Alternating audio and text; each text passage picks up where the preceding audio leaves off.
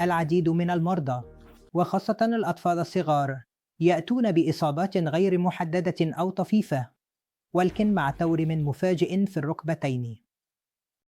نزيف مفرط مفاجئ أثناء تنظيف أسنانهم بالفرشاة دون سبب معروف. في تلك اللحظة نقوم بإجراء اختبارات تسمى ملف التجلط، والتي تشمل اختبار يسمى ABTT، واختبار آخر يسمى زمن البروثرومبين. بناء على هذه التقارير يعطوننا فكرة إذا كان هناك أي زيادة في التجلط أو أي خلل في مستوى عوامل التجلط، وبناء على ذلك نقوم باستبدال هذه العوامل التجلطية، ونتأكد من أنه كلما كان هناك احتمال لحدوث نزيف إضافي مثل إجراء كبير مخطط له، نقوم بإعطاء هذه العوامل التجلطية بشكل وقائي لمنع النزيف.